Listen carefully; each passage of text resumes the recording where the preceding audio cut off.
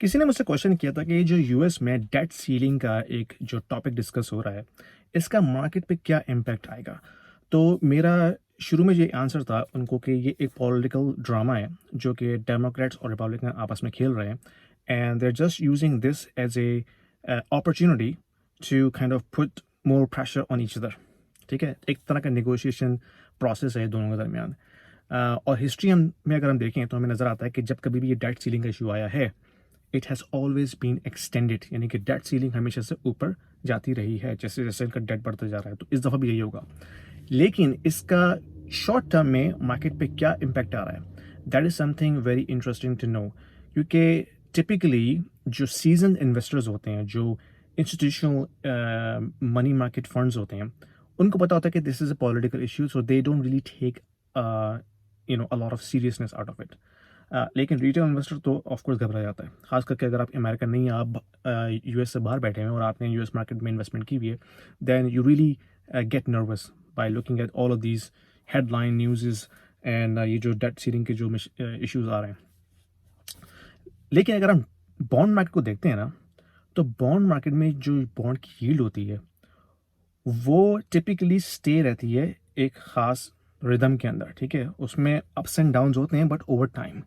लेकिन अगर आप बॉन्ड मार्केट में यील्ड को स्पाइक होता देखें with in a matter of like 24 hours, that is something unheard of. यानी कि अगर आप यूएस 1 मंथ ट्रेजरी का अगर ग्राफ निकालें, अभी अपने आप गूगल करके देखिए, आपको नजर आएगा लास्ट वीक जब थर्सडे को मार्केट बंद हुई है तो उसकी जो यील्ड थी 4.5% के अराउंड थी 1 मंथ ट्रेजरी। फ्राइडे को जब ओपन हुई है मार्केट तो उसकी जो यील्ड थी स्पाइक कर गई थी 5.5% के around, and then it stayed all day on Friday. यानी कि it did not come back down right away, तो कोई एनॉमली स्पाइक नहीं थी। यानी कि ओवरनाइट यूएस 1 मंथ ट्रेजरी की यील्ड में 100 बेसिस पॉइंट्स का इजाफा हुआ है। That is significant move guys.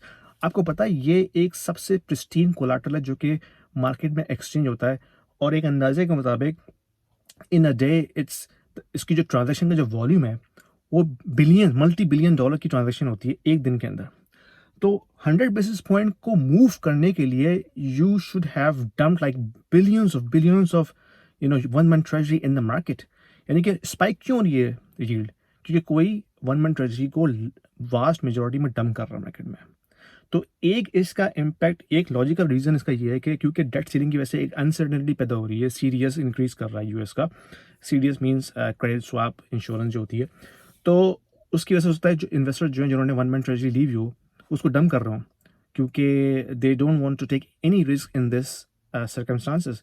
लेकिन जब कभी भी जो इंस्टीट्यूशनल इन्वेस्टर्स हैं जब अपनी हाई वॉल्यूम में ट्रांजेक्शन करते हैं, then they actually spread it out ताकि मार्केट को वो मूव ना कर सके। लेकिन ओवरनाइट 100 बेसिस पॉइंट का मूव करने का मतलब है कि एक हाई वॉल्यूम ऑफ ट्रेजरीज जो हैं वो एक साथ डंप हो रही हैं। That is something very significant guys.